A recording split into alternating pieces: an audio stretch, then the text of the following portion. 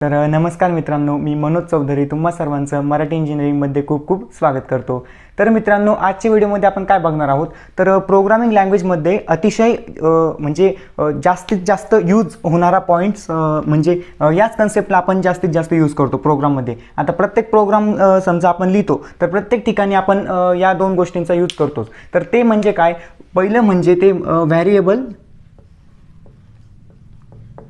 Variable आणि दुसरं म्हणजे डेटा टाईप. तर आज आणि तिसरं अजून असतं ते म्हणजे आपण हे 3 पॉईंट्स बघणार आहोत. तिसरा पॉईंट कोणता आहे आपला, तर कीवर्ड.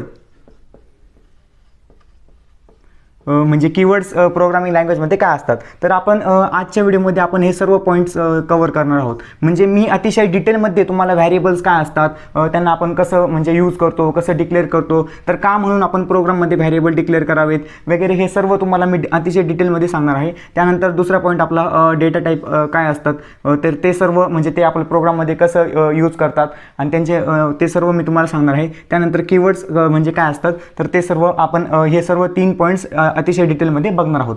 तर सुरुवात करूयात. तर आपला पहिला पॉईंट्स काय आपला व्हॅरिएबल इन सी म्हणजे सी प्रोग्रामिंग. आता आपण जसं की आपण सी लँग्वेज बघत आहोत तर व्हॅरिएबल्स इन सी आपला हा पहिला पॉईंट आहे. काय, व्हॅरिएबल्स इन सी. तर व्हॅरिएबल म्हणजे काय असतं, तर व्हॅरिएबलला आपण नेम ऑफ मेमरी लोकेशन असं म्हणू शकतो. Name of memory location.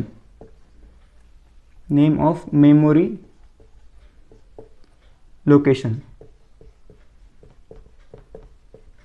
तर नेम ऑफ मेमरी लोकेशन म्हणजे काय, आता व्हॅरिएबलचं काम काय असतं, तर कोणताही जो डेटा असतो, ज्या व्हॅल्यू असतात त्या व्हॅल्यू धरून ठेवण्यासाठी आपल्या भाषेत जसं की आपण सांगितलं तर व्हॅरिएबलचं काम काय असतं, जेही म्हणजे युजर जो असतो तो प्रोग्राम यूज करताना जोही डेटा एंटर करतो तर तो जो एंटर झाला म्हणजे युजरकडनं जो डेटा एंटर केला जातो तर तो डेटाला धरून ठेवण्यासाठी व्हॅरिएबलचा यूज होतो. म्हणजे आता व्हॅरिएबल, आता तुम्हाला फॉर एक्झाम्पल जर द्यायचं झालं तर आता समजा तुम्ही पाणी पिता म्हणजे पाणी जेव्हा पिता तर त्यामध्ये काय असतो, एक ग्लास असतो बरोबर. आता एक उदाहरण तुम्हाला रिअल लाईफ एक उदाहरण देतो. हा समजा ग्लास आहे बरोबर, आणि या ग्लासमध्ये समजा हे असं पाणी आहे बरोबर. तर हे पाणी काय झालं या केसमध्ये, तर पाणी झालं, पाणी म्हणजे काय झालं, पाणीला आपण डेटा म्हणूयात. आणि हा जो ग्लास आहे हा ग्लास कसला रोल परफॉर्म करेल, तर ग्लास जो असेल तो असेल व्हॅरिएबल. म्हणजे आता ह्या केसमध्ये आपण आता हे रिअल लाईफ एक्झाम्पल देतोय मी तुम्हाला. म्हणजे प्रोग्रामिंग याला आपण नंतर प्रोग्रामिंग सोबत रिलेट करूयात बरोबर. आता म्हणजे तुम्ही पाणी पिण्यासाठी काय करतात, ग्लास वापरतात बरोबर. तर त्यामध्ये ग्लासमध्ये तुम्ही पाणी भरलं तर पाणी म्हणजेच हा डेटा झाला आणि ग्लास म्हणजे काय झालं, व्हॅरिएबल झालं. म्हणजे या केसमध्ये काय झालं, तर ग्लास जे आहे ते पाणी धरून ठेवण्यासाठी म्हणजे पाणीला होल्ड करण्यासाठी यूज केलं गेलं आहे बरोबर. इथे तसंच इथे आपण काय असतं, तर समजा युजरने डेटा एंटर केला. डेटा म्हणजे काय, कोणतीही व्हॅल्यू. आता समजा डेटा काही असू शकतो, 10 असू शकतो किंवा नेम असू शकतो कोणाचं किंवा काहीही असू शकतं डेटा म्हणजे. तर जो युजर डेटा एंटर करतो तर त्या डेटाला कुठेतरी आपल्याला म्हणजे समजा युजरने डेटा एंटर केला तर त्याला कुठेतरी आपल्याला प्रोग्राममध्ये ठेवावं लागेल बरोबर. म्हणजे कुठेतरी त्याला टेम्पररी स्टोअर करावं लागेल. आता का स्टोअर करावं लागेल आपल्याला, तर म्हणजे प्रोग्रामला आपल्याला पुढे कॅल्क्युलेशनमध्ये यूज करायचं आहे बरोबर. आता समजा आपण एक कॅल्क्युलेटर बनवलं बरोबर. आता एकदम म्हणजे तुम्हाला परत प्रोग्रामिंगमधलं हे झालं रिअल लाईफचं एक्झाम्पल. आता तुम्हाला प्रोग्रामिंगचं एक एक्झाम्पल देतो. म्हणजे का म्हणून आपण व्हॅरिएबल आपल्या याच्यामध्ये यूज करतो प्रोग्राममध्ये बरोबर. आता समजा तुम्हाला कॅल्क्युलेटर बनवायला लावलं बरोबर. आता आपण कॅल्क्युलेटरचं मेकॅनिझम कसं असतं, पहिले आपण काय करतो, म्हणजे पहिला नंबर आपण घेतो बरोबर. समजा आपण पहिला नंबर युजरकडनं घेतो. त्यानंतर मग ऑपरेशनचा कोणता सिम्बॉल आहे, आता समजा म्हणजे त्याला युजरला कोणतं ऑपरेशन परफॉर्म करायचं आहे, ते ॲडिशन असेल किंवा सबस्ट्रॅक्शन असेल किंवा मल्टिप्लिकेशन असेल किंवा डिव्हिजन असेल बरोबर. या चारमध्ये किंवा म्हणजे अजूनही काही म्हणजे सायंटिफिक कॅल्क्युलेटर असेल तर त्यामध्ये अजूनही काय ऑपरेशन्स असतात. पण आपण सध्या बेसिक कॅल्क्युलेटरचं उदाहरण घेऊयात आणि त्यामध्ये मग आपण काय करतो, ही 4 समजा ऑपरेशन आहे ते कॅल्क्युलेटर एवढे 4 ऑपरेशन परफॉर्म करतो बरोबर. तर आता काय आपण काय करतो, युजरकडनं म्हणजे युजर पहिला नंबर एंटर करतो बरोबर. त्यानंतर मग युजर ऑपरेशन सिम्बॉल एंटर करतो. त्यानंतर युजर दुसरा म्हणजे नंबर एंटर करतो बरोबर. आता आणि मग समजा तो जेव्हा इक्वल टू बटनवर जेव्हा तो क्लिक करतो तेव्हा त्याला रिझल्ट डिस्प्ले होतो बरोबर. मग आता हेच उदाहरण झालं बरोबर. आता हा एक डेटा झाला, हा दुसरा डेटा झाला आणि हा तिसरा डेटा झाला, बरोबर. समजा मी याला D1 म्हणतो, याला D2 म्हणतो आणि याला D3 म्हणतो, बरोबर. आता हे 3 प्रकारचे हे डेटाच झाला ना. आता पहिला नंबर जो झाला तो डेटा झाला. हे ऑपरेशनचं सिम्बॉल म्हणजे कोणतं ऑपरेशन आता आपल्याला परफॉर्म करायचं आहे ते ह्या सिम्बॉलवरून आपल्याला समजेल, बरोबर. मग तसं आपण प्रोग्राममध्ये लॉजिक लिहूयात, बरोबर. आणि त्यानंतर मग सेकंड नंबर घेऊयात युजरकडनं. आता समजा युजरने टाकला 10 आणि त्याला समजा ॲडिशन करायची प्लस, आणि तो दुसरा नंबर टाकला समजा त्यांनी 20. मग आपल्या प्रोग्राममध्ये कसं लॉजिक लिहूयात, तर म्हणजे या दोघांची ॲडिशन आपण त्याला समजा रिझल्ट पुन्हा आपण हे सर्व परफॉर्म करून त्याला आपण 30 रिटर्न करू, बरोबर. असं मग आता याला आपण म्हणजे आता युजरने टाकलं, बरोबर. आता आपण युजरला सांगितलं एंटर फर्स्ट नंबर, मग युजरने टाकला 10. मग त्याला 10ला आपण समजा प्रोग्राममध्ये स्कॅनएफ फंक्शन मी तुम्हाला सांगितलं होतं. स्कॅनएफ फंक्शन काय करतं, युजर जे एंटर करतो ते प्रोग्राममध्ये घेऊन येतं, बरोबर. आता ते घेऊन आलं, स्कॅनएफ फंक्शनने त्याचं काम केलं, पण मग त्याला ठेवल कुठे, तो कुठेतरी तर त्याला ठेवावं लागेल ना. आता समजा जो डेटा म्हणजे युजरकडनं त्याने घेऊन आला, स्कॅनएफ फंक्शन काय करतं, स्कॅनएफ फंक्शन आता समजा हा स्कॅनएफ फंक्शन आहे, बरोबर. हा व्यक्ती आहे स्कॅनएफ फंक्शन आहे, हां याला इथे स्कॅनएफ म्हणूया आता आपण. तर हा काय करेल, आणि ही समजा आउटपुट विंडो आहे.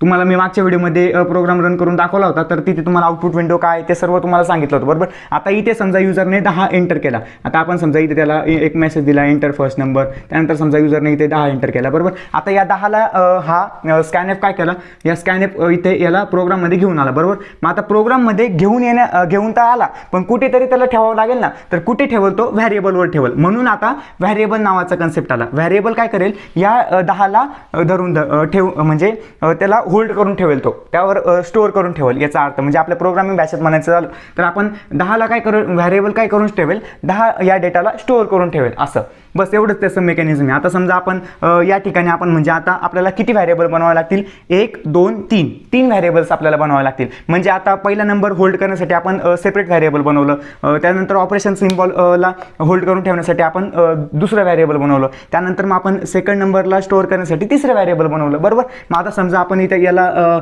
म्हणजे आता व्हॅरिएबल आपण क्रिएट केली. आता ते व्हॅरिएबल कसं क्रिएट करता वगैरे मी तुम्हाला सांगतो, पण आता आपण तुम्ही एक उदाहरण तुम्हाला पूर्ण झालं पाहिजे, पूर्ण नीट समजलं पाहिजे व्हॅरिएबल काय असतं ते, त्यामुळे तुम्हाला नीट सांगतो. आता समजा आपण याला व्हॅरिएबलला नेम दिलं, समजा आपण नंबर 1, समजा आपण नंबर 1 नावाचं व्हॅरिएबल बनवलं, बरोबर. आता या नंबर 1वर काय असेल, 10 स्टोअर असेल, बरोबर. आणि याला समजा आपण या व्हॅरिएबलला काय नाव दिलं, समजा आपण सिम्बॉल, समजा सिम्बॉल नावाचं व्हॅरिएबल बनवलं आपण, सिम्बॉल, बरोबर. आता आपण एवढं पूर्ण नाही घेत, शॉर्ट नाव घेऊयात आपण. आता हे सिम्बॉल नावाचं घेतलं, बरोबर. आणि त्यानंतर समजा आपण 3 नंबरचं व्हॅरिएबल घेतलं तरी नंबर 2 घेतलं, बरोबर. आता हे 3 व्हॅरिएबल्स आहे आपली, म्हणजे हे एक दुसरं हे एक व्हॅरिएबल झालं, हे एक व्हॅरिएबल झालं, हे एक व्हॅरिएबल झालं, बरोबर. आता हे व्हॅरिएबल काय होल्ड करणार म्हणजे काय पकडून ठेवणार, 10ला पकडून ठेवणार. हे जे व्हॅरिएबल आहे म्हणजे स्कॅनएफ काय करेल, 10 नंबरला प्रोग्राममध्ये घेऊन येईल आणि याच्यावर स्टोअर करून देईल, म्हणजे याच्यावर ठेवून देईल तो. म्हणजे हा काय होल्ड करेल, तर 10 होल्ड करेल, बरोबर. आणि त्यानंतर मग युजरला आपण सांगू एंटर ऑपरेशन सिम्बॉल, मग युजरने समजा ॲडिशनचं सिम्बॉल म्हणजे प्लस साईन एंटर केलं, बरोबर. मग आता स्कॅनएफ काय करेल, पुन्हा ते प्लस साईन घेऊन येईल आणि सिम्बॉल नावाच्या व्हॅरिएबलवर स्टोअर करून देईल, बरोबर. सिम्बॉल नावाच्या व्हॅरिएबलवर स्टोअर करून देईल. आणि त्यानंतर मग आपण युजरला पुन्हा सांगू एंटर सेकंड नंबर, युजरने समजा टाकलं 20, तर स्कॅनएफ पुन्हा काय करेल, 20ला घेऊन येईल, प्रोग्राममध्ये घेऊन येईल आणि काय करेल, तो या नंबर 2 नावाच्या व्हॅरिएबलवर स्टोअर करून देईल, बस. आता हे बघा, जसं की मी तुम्हाला बोललो म्हणजे व्हॅरिएबल काय असतं, तर पकडून ठेवतं, ते डेटाला होल्ड करून ठेवतं. आता इथे आपण पाणी आणि ग्लासचं उदाहरण घेतलं, तर ग्लास काय झालं, व्हॅरिएबल झालं, आणि पाणी काय झालं, डेटा झालं. म्हणजे आता पाणीला होल्ड करून ठेवलं ना ग्लासने. आता समजा विदाऊट ग्लास तुम्ही पाणी कसं प्याल, तर तुम्ही म्हणा आम्ही दुसरं भांडं वापरू, पण ते पण भांडं आता तुम्ही कोणतंही समजा तुम्ही आता समजा आता स्टीलचा ग्लास घ्या किंवा काचेचा ग्लास घ्या, पण ग्लास तर झाला ना. आता तुम्ही स्टीलचा ग्लास म्हणजे असं काही नाही की तुम्ही म्हणाल मी स्टीलचा ग्लास नाही, मी काचेच्या ग्लासमध्ये पाणी पिल, असं काही नाही आहे. आता तुम्ही पाणी काचेच्या ग्लासमध्ये प्या किंवा स्टीलच्या ग्लासमध्ये प्या, पण ते ग्लास जो झाला तो व्हॅरिएबलच झाला त्या केसमध्ये. पण होल्ड करण्यासाठी तुम्हाला काहीतरी लागेल. आता तुम्ही हातात असं पाणी घ्याल असं शक्यच नाही आहे, म्हणजे तुम्ही हातात पाणी असं प्याल का, असं शक्यच नाही आहे. त्यामुळे तुम्हाला काहीतरी कशाच्या तरी आधारित तुम्हाला पाणी त्यामध्ये म्हणजे घ्यावं लागेल आधी, आणि मग तुम्ही पाणी पिऊ शकतात, बरोबर. तर तसंच इथे आता समजा इथे तुम्हाला व्हेरिएबल नावाचा कन्सेप्टच नसता प्रोग्रामिंगमध्ये, तर तुम्ही हे आणला असता स्कॅनएप, म्हणजे अतिशय म्हणजे म्हणजे त्याचं एकदम महत्त्वाचा रोल आहे स्कॅनएपचा, स्कॅनएप व्यक्तीचा, बरोबर. आता स्कॅनएप काय करेल, प्रोग्राम म्हणजे स्कॅनएपला एवढंच कार्य असाइन करून दिलं आहे की तू फक्त म्हणजे युजर जो एंटर करेल ते प्रोग्राममध्ये घेऊन यायचं, बरोबर, आणि कुठेतरी ठेवायचं. मग आता समजा स्कॅनएपने तो डेटा घेऊन आला पण त्याला ठेवायला जागाच नाही आहे, व्हेरिएबल नावाचा समजा आपण कन्सेप्ट नाही असं अजून केलं प्रोग्रामिंगमध्ये, तर मग तो ठेवल कुठे, बरोबर. आता ते ठेवण्यासाठीच व्हेरिएबल आपल्याला घ्यावं लागलं. व्हेरिएबल म्हणजे टेम्पररी तो डेटा होल्ड करून ठेवतो आणि आपल्याला फर्दर म्हणजे जे काही कॅल्क्युलेशन्स करायचे असतात त्यासाठी आपल्याला तो म्हणजे आपल्याला यूज करता येतो डेटा, बरोबर. मग आता आपण काय केलं, इथे आपण असं लॉजिक लिहू शकतो, बरोबर. आता आपण इथे ॲडिशनचं उदाहरण घेत होतो ना, मग आपल्याकडे काय म्हणजे आपण आता अजून एक व्हेरिएबल बनवलं रिझल्टसाठी, म्हणजे रिझल्ट आपण जो म्हणजे हे कॅल्क्युलेशन परफॉर्म केल्यानंतर जो रिझल्ट काहीतरी तर रिझल्ट येईल ना. आता हे आपण 10 + 20 केलं. आता हे आपलं म्हणजे 1 नंबरच्या व्हेरिएबलवर 10 स्टोअर आहे, बरोबर. 2 नंबरच्या व्हेरिएबलवर प्लस नावाचं सिम्बॉल स्टोअर आहे आणि 3 नंबरच्या व्हेरिएबलवर काय आहे तर 20 स्टोअर आहे, बरोबर. आणि आपल्याला रिझल्ट पण कुठेतरी स्टोअर करावं लागेल ना. मग रिझल्टसाठी आपण समजा RES नावाचं व्हेरिएबल बनवलं, रिझल्ट. आता रिझल्टचा शॉर्ट फॉर्म रिझल्ट नावाचं व्हेरिएबल बनवलं, बरोबर. मग आपण आता प्रोग्रामिंगमध्ये लॉजिक कसं लिहू, तर हे बघा असं लिहू आपण नंबर 1. आता हे व्हेरिएबल झाले. आता व्हेरिएबल आपण डिक्लेअर केले प्रोग्राममध्ये. डिक्लेरेशन काय असतं ते सांगतो मी तुम्हाला. हे बघा आता आपण लॉजिक कसं लिहू प्रोग्राममध्ये, result is equal to number 1 plus किंवा आपण असं सिम्बॉल तर हे नाही करत, डायरेक्ट आपण ते हे करतो, बरोबर. आता सिम्बॉलमध्ये काय असतं ते इथे बघूयात आपण, आणि मग प्लस नंबर 2, बरोबर. आणि त्या म्हणजे आता इथे कसं म्हणजे ते प्रोग्रामिंग बरोबर ते कम्प्युटर जेव्हा तो प्रोग्राम आपला एक्झिक्यूट करेल तेव्हा तो बरोबर म्हणजे ह्या 10 + 20 यांची ॲडिशन करून घेईल रिझल्ट नावाचा, आणि रिझल्टमध्ये बरोबर तो 30 हे करेल, 30. म्हणजे आपण जेव्हाही प्रिंटएफच्या सहाय्याने म्हणजे प्रिंटएफच्या मदतीने आपण जेव्हा याची व्हेरिएबल म्हणजे याची व्हॅल्यू आपण जेव्हा हे करू रिझल्टची व्हॅल्यू जेव्हा आपण डिस्प्ले करू तेव्हा बरोबर आपला रिझल्ट डिस्प्ले होईल. असं स्टेटमेंट लिहू आपण त्याच्यासाठी पर्सेंटेज आणि असं. म्हणजे जेव्हा आपण रिझल्ट डिस्प्ले करू ना तेव्हा 30 व्हॅल्यूज डिस्प्ले होईल. समजा युजरने 10 किंवा 10 आणि 20 समजा एंटर केलं तर रिझल्टची व्हॅल्यू जी असेल ती 30 असेल. मग असं असतं. म्हणून व्हेरिएबल काय असतं ते तुम्हाला समजलं असेल. व्हेरिएबल म्हणजे एकदम सोप्या भाषेत एकदम एका वाक्यात सांगतो. व्हेरिएबल कशासाठी असतं तर जोही डेटा असतो तो टेम्पररी होल्ड करतो आणि पुढे आपल्याला कॅल्क्युलेशनमध्ये प्रोव्हाइड करतो. बस व्हेरिएबलचा एवढाच रोल आहे. तर आता व्हेरिएबलला आपण कसं म्हणजे हे करतो आपण कसं म्हणजे डिफाईन करण्याचे रूल्स आहे. व्हेरिएबल डिफाईन आपण म्हणजे कोणत्याही स्ट्रिंगला किंवा कोणत्याही आपण मेसेजला आपण व्हेरिएबल नाही म्हणू शकत. व्हेरिएबल डिफाईन करण्याचे पण काही रूल आहेत बरोबर. ते रूल्स काय आहे ते आपण बघूयात.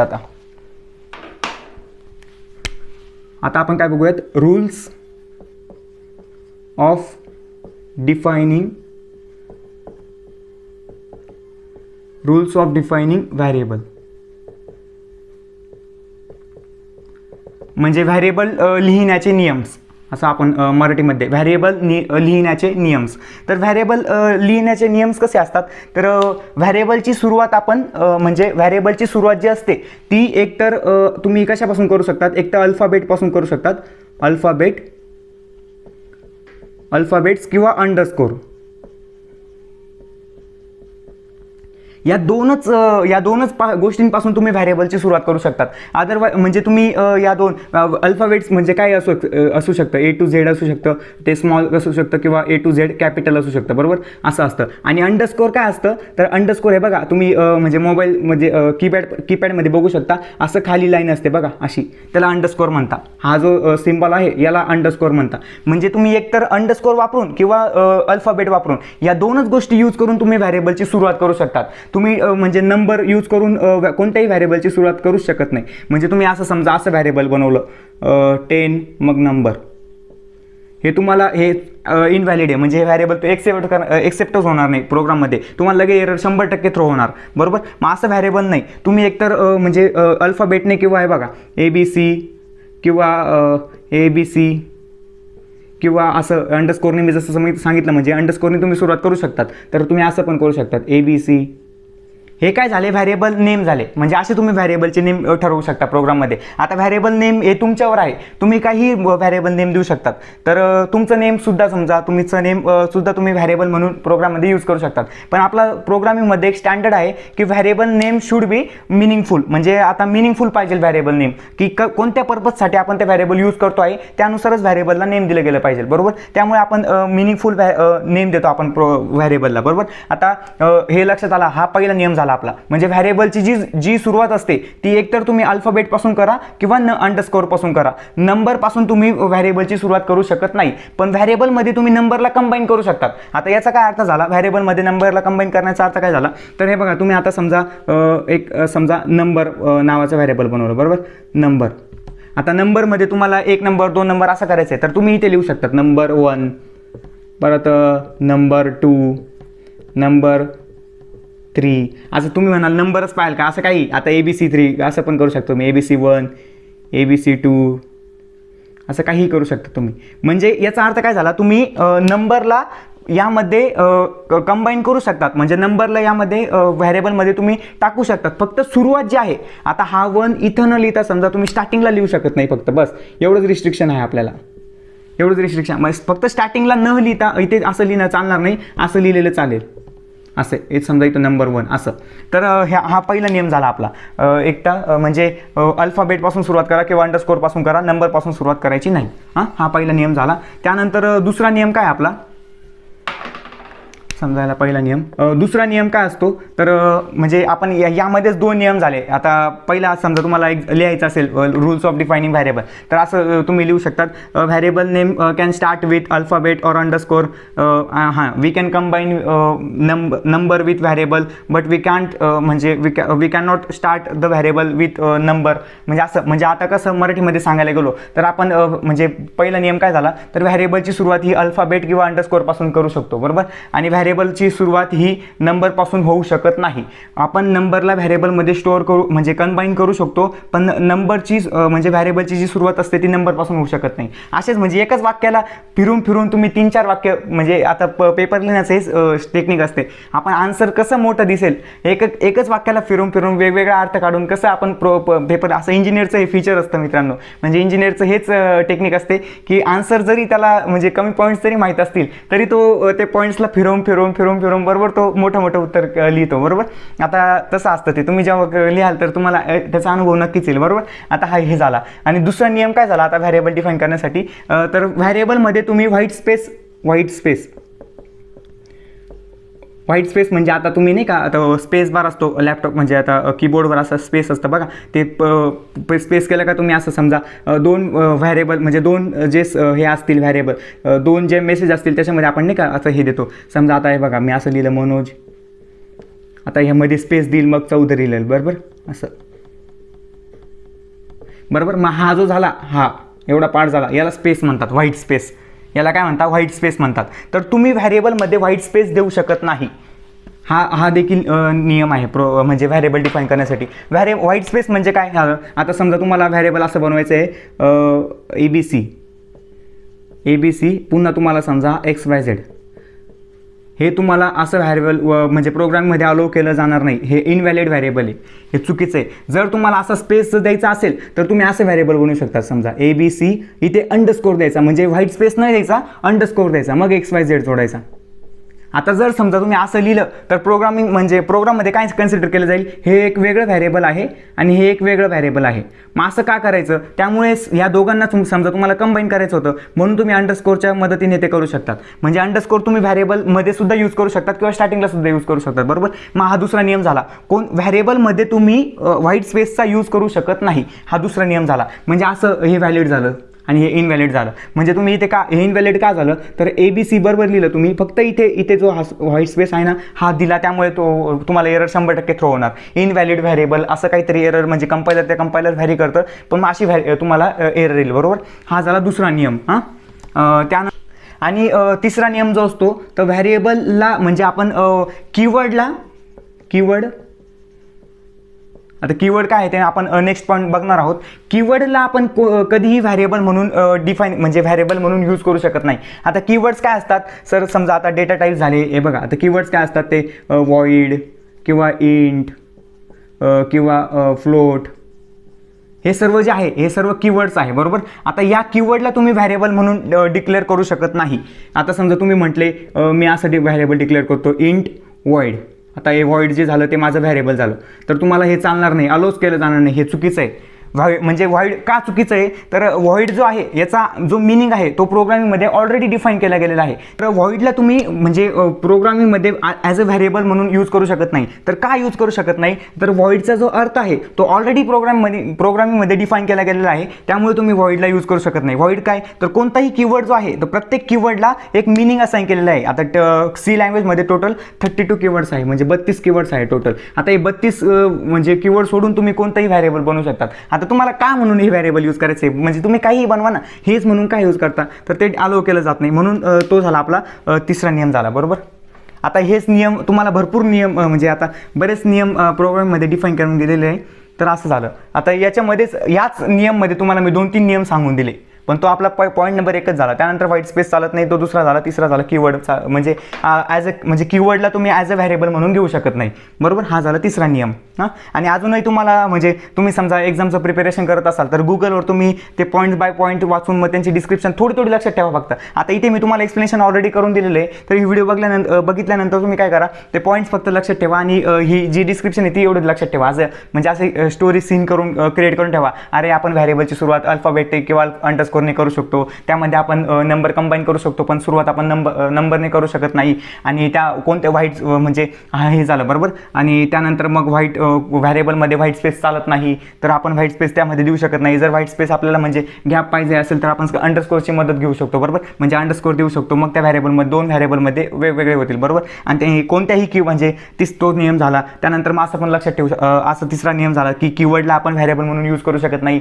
म्हणजे असं लक्षात ठेवायचं. मग तुम्ही आरामशीर मित्रांनो, समजा तुम्ही आन्सर लिहिणार असाल ना, तर 2 ते 3 पेजेस आरामशीर भरू शकतात तुम्ही. असं जे लक्षात ठेवलं ना तर तुम्ही बरोबर लिहू शकतात. तर आपला चौथा जो नियम आहे, तर स्पेशल सिम्बॉलला तुम्ही तुमच्या व्हॅरिएबलमध्ये इन्क्लूड करू शकत नाही. म्हणजे कोणत्याही स्पेशल सिम्बॉल, आता स्पेशल सिम्बॉल काय झाले, तर क्वेश्चन मार्क झाला, डॉलर झाला, किंवा म्हणजे असे बरेच सारे स्पेशल सिम्बॉल्स असतात. हे तुम्ही स्लॅश झाला, असे काही जे असतात, असं झालं, म्हणजे कोणतेही म्हणजे आता स्पेशल सिम्बॉल जे असतात, कॉमा, डॉट, हे सर्व स्पेशल सिम्बॉल्स आहेत, बरोबर. आता यामध्ये तुम्ही कोणत्याही म्हणजे सिम्बॉलला तुमच्या व्हॅरिएबलमध्ये कंबाईन करू शकत नाही. आता समजा जर तुम्ही असं व्हॅरिएबल बनवलं, समजा आता XYZ आणि डॉलर टाकलं त्यामध्ये, आणि मग पुन्हा ABC, मग क्वेश्चन मार्क, हे व्हॅरिएबल जे आहे ते इनव्हॅलिड व्हॅरिएबल आहे, इनव्हॅलिड. कारण हे चालणारच नाही. तर का चालणार नाही, तर तुम्ही इथे डॉलरचा यूज केला आणि क्वेश्चन मार्कचा यूज केला, त्यामुळे हे अलो केलं जाणार नाही. की अकॉर्डिंग टू रूल, तर काय म्हणता येते, स्पेशल सिम्बॉलचा यूज तुम्ही तुमच्या व्हॅरिएबलमध्ये करू शकत नाही, असा नियम आहे. स्पेशल सिम्बॉल तुम्ही नियम कसा लिहू शकतात, तर स्पेशल सिम्बॉल म्हणजे आपण कोणत्याही स्पेशल सिम्बॉलचा व्हॅरिएबलमध्ये यूज करू शकत नाही, एक्सेप्ट अंडरस्कोर. म्हणजे अंडरस्कोर सोडून आपण कोणत्याही स्पेशल सिम्बॉलचा उपयोग आपल्या व्हॅरिएबलमध्ये करू शकत नाही, फक्त अंडरस्कोरचा उपयोग करू शकतो, असं असतं ते. तर हे जे 4 नियम आहेत, हे सर्व 4 नियम म्हणजे यामध्येच तुम्हाला पूर्ण व्हॅरिएबल कसं डिफाईन करतात तर त्यांचं तुम्हाला समजलं असेल. तर समजा उदाहरण बघूयात. की व्हॅलिड व्हॅरिएबल कसे असतात आणि इनव्हॅलिड व्हॅरिएबल कसे असतात, बरोबर. आता आपण कसे म्हणजे व्हॅरिएबल डिक्लेअर कसं करतात ते देखील बघूयात आपण. आता आपण समजा व्हॅरिएबल बनवायचं झालं, आपल्याला समजा इंटिजर टाईपचं व्हॅरिएबल बनवायचं आहे. आता इंट काय, आता आपण म्हणजे नेक्स्ट पॉईंटच बघणार आहोत, डेटा टाईप्स काय. तर आता इंट म्हणजे आपण व्हॅरिएबलचा सिंटॅक्स कसा असतो, सिंटॅक्स व्हॅरिएबल डिक्लेरेशनचा. तर हे बघा, इथे असतो डेटा टाईप, मग व्हॅरिएबल नेम, डेटा टाईप, नंतर व्हॅरिएबल नेम असतं, आणि त्यानंतर सेमिकोलॉन असतो, सेमिकोलॉन. तर हा झाला सिंटॅक्स, झाला व्हॅरिएबल डिक्लेअर करण्याचा सिंटॅक्स. तर आता आपण एक उदाहरण बघूयात, एक्झाम्पल. आता समजा आपण इंटिजर डेटा टाईपचं व्हॅरिएबल डिक्लेअर करतो, तर इंट, आणि आपण समजा आपण कॅल्क्युलेटरचं मागचं उदाहरण बघितलं होतं, समजा आपण नंबर 1.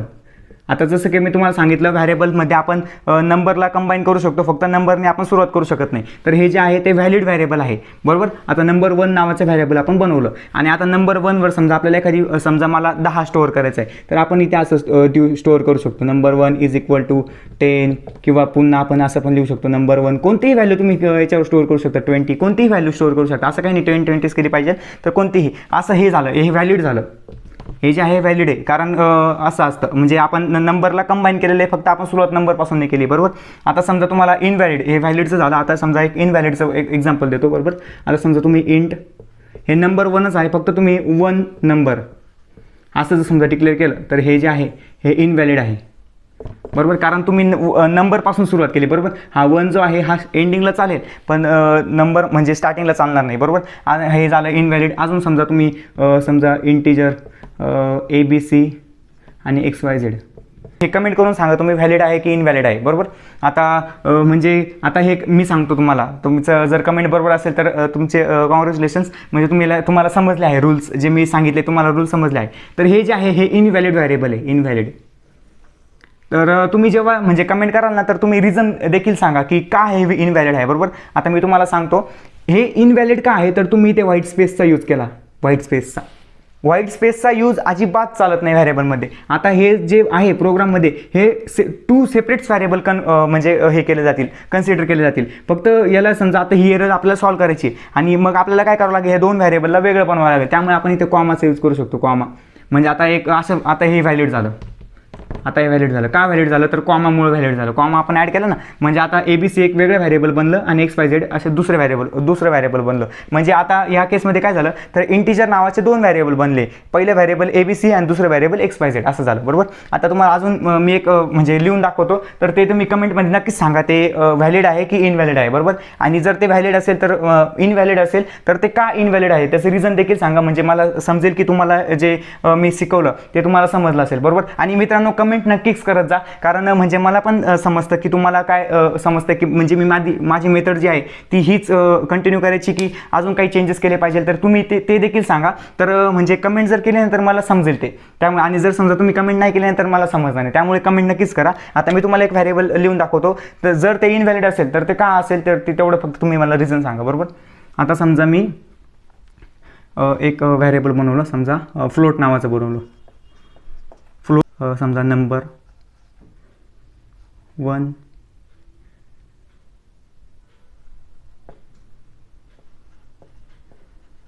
नंबर 2 हे जे व्हेरिएबल आहे हे म्हणजे व्हॅलिड आहे की इनव्हॅलिड आहे एवढं सांगा फक्त, बरोबर. तर तुमची कमेंट मी नक्कीच चेक करेल ते व्हॅलिड आहे की नाही, म्हणजे ते असेल तर तुम्हाला त्याचा रिप्लाय नक्कीच भेटेल. तर हे जे आहे हे देखील इनव्हॅलिड आहे. का इनव्हॅलिड आहे, तर इथे आपण स्पेशल सिम्बॉलचा यूज केला, क्वेश्चन मार्कचा.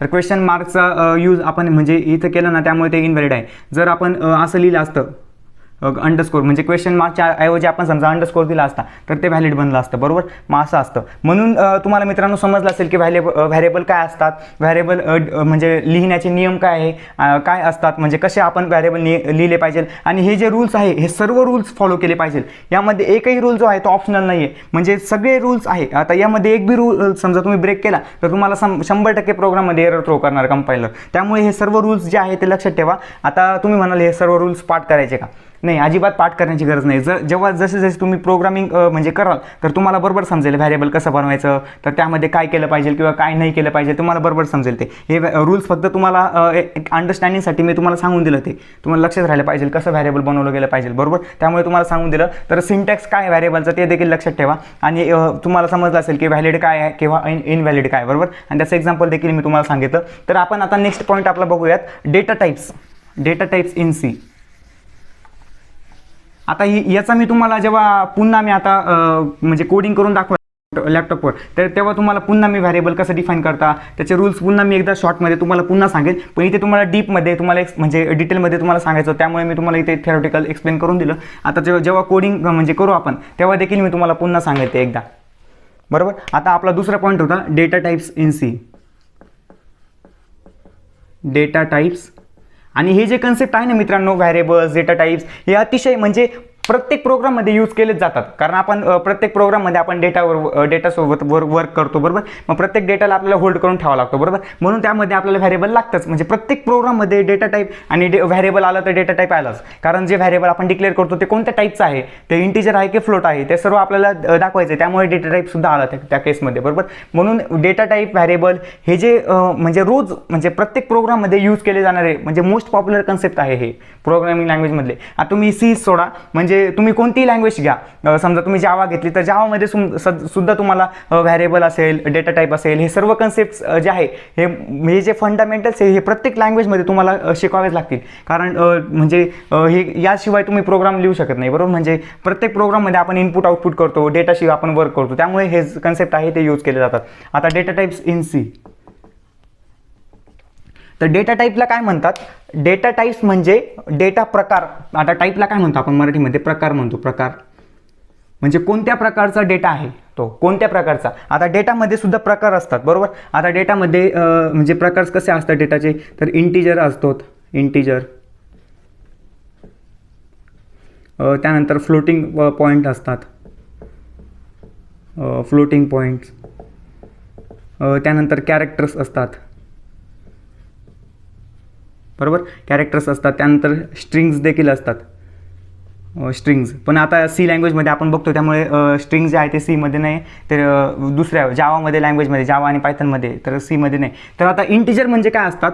इंटिजरची तुम्हाला मी मागच्या व्हिडिओमध्ये सुद्धा शॉर्टमध्ये सांगितलेलं आहे, पण इथे आपला हा पॉईंट चालू आहे त्यामुळे मी तुम्हाला पुन्हा एकदा सांगतो आणि तुम्हाला पुन्हा डिटेलमध्ये सांगायचं होतं तुम्हाला डेटा टाईप शिकवताना, बरोबर. आता इंटिजरची काय असतात? इंटिजरचे समजा एक्झाम्पल असतात, बरोबर. आता एक्झाम्पल इंटिजरचे द्यायचे झाले एक्झाम्पल, तर हे बघा 1 2 10 50 100 1 1 1 1 असे काहीही, म्हणजे यामध्ये कोणतेही जो नंबर असतो तो इंटिजर म्हटला जातो, बरोबर. फक्त त्यामध्ये डॉट नसला पाहिजे, डॉट. डेसिमल पॉईंट याला म्हणतात डॉट. असं आपण समजा जो पॉईंट असतो ना त्याला डॉट म्हणतात त्याला, आणि आपल्या प्रोग्रामिंग लँग्वेज ऑफिशियल मध्ये काय म्हणतात त्याला? डेसिमल पॉईंट म्हणतात. Decimal point, decimal point. म्हणजे आपण इंटिजरची काय रिक्वायरमेंट आहे? इंटिजरचे म्हणजे साधे नंबर असतात ते, त्यामध्ये डेसिमल पॉईंट हा नसतो बरं का, नसतो. त्यामध्ये डेसिमल पॉईंट हा नसायला पाहिजे. म्हणजे कोणताही नंबर असू शकतो, तो एक तर प्लस असू शकतो किंवा मायनस असू शकतो. एकतर तो मायनस असू शकतो किंवा प्लस असू शकतो. ही काही म्हणजे हे रिस्ट्रिक्शन्स नाही आहे, फक्त डेसिमल पॉईंट इंटिजरमध्ये नसायला पाहिजे, बस एवढीच रिक्वायरमेंट आहे असे. आणि आता इंटिजर झालं म्हणजे आता इंटिजरचे आपण डेफिनेशन कसं करू शकतो? तर 0 to 9 digit combination without decimal point. आता इंटिजरची समजा मी ते हे लिहितो डेफिनेशन इंटिजर. तर 0 to 9 digits combination, 0 to 9 digit combination without, म्हणजे त्यामध्ये नसतो ना तो, त्यामुळे विदाऊट डेसिमल पॉईंट. तर हे मराठीमध्ये काय झालं? 0 to 9 डिजिट्सचं जे कॉम्बिनेशन असतं, म्हणजे डिजिट्स म्हणजे काय? हे नंबरला डिजिट म्हणतात. 0 हा डिजिट झाला, 9 हा डिजिट झाला, बरोबर. मग आता 0 to 9 डिजिट कॉम्बिनेशन म्हणजे या दोघांचा आपण कॉम्बिनेशन म्हणजे समूह. आता या दोघांना आपण हे करू 9 1 9 3 असं काही आपण कॉम्बिनेशन करतो, बरोबर. तर ते कॉम्बिनेशन तुम्ही करू शकता विदाऊट डॉट. हा विदाऊट शब्द खूप महत्त्वाचा आहे या केसमध्ये. विदाऊट डेसिमल पॉईंट म्हणजे नसतो, नसायला पाहिजे, ते नसतो. हा जो असतो ना डेसिमल पॉईंट हा इंटिजरमध्ये नसतो, तरच त्याला इंटिजर म्हणतात. आणि जर डेसिमल पॉईंट असेल तर तो इंटिजर कन्सिडर केला जाणार नाही, तर तो फ्लोट कन्सिडर केला जाईल, बरोबर. आता आपण फ्लोटवर येऊ तेव्हा बघूया. मग हे इंटिजर काय आहे हे तुम्हाला समजलं असेल, बस एवढंच लक्षात ठेवा. जास्त काही म्हणजे एवढं काही ते एकदम खूप अवघड आहे वगैरे असं काही घ्यायची गरज नाही आहे. एवढेच जर लक्षात राहिलं ना, 0 to 9 digit combination without decimal point, बस. आणि त्याचे उदाहरणं काही देऊन टाका, कोणताही नंबर लिहून द्या तुम्ही आणि त्यामध्ये फक्त डॉट देऊ नका, बरं. ते सर्व जे उदाहरणं झाले ते सर्व इंटिजरचे उदाहरणं झाले, बरोबर. आता फ्लोटिंग पॉईंट दुसरा हा झाला पहिला. त्यानंतर दुसरा आपला त्यानंतर आपला दुसरा काय आहे? फ्लोटिंग पॉईंट आहे, बरोबर. आता फ्लोटिंग पॉईंटचे एक्झाम्पल, याचं अपोजिट हे आहे फ्लोटिंग पॉईंट. इंटिजरचे अपोजिट फ्लोटिंग पॉईंट आहे. आता फ्लोटिंग पॉईंटमध्ये नंबर असतात, तर त्याचे उदाहरण कसं झाले? 1.2 3.14 किंवा 3.60 असं काही, किंवा 95 पॉईंट अशा आतले पर्सेंटेज येतात बघा, 95.99 असे काही पर्सेंटेज येतात. तर ते असतात, ते फ्लोटिंग पॉईंट असतात. आता याची डेफिनेशन कशी होती? 0 to 9 digit combination without decimal point, बरोबर. आता हे खोडलं गेलं, विदाऊट डेसिमल पॉईंट असं होतं, बरोबर. तर आता याची डेफिनेशन जर करायची राहिली आपल्या फ्लोटिंगची, तर याचं असं म्हणजे अशी हीच डेफिनेशन, यामध्ये फक्त चेंजेस करायचे थोडेसे. 0 to 9 digits combination 0 to 9 digit combination with decimal point, with decimal point. हे पण मी करेक्ट करतो.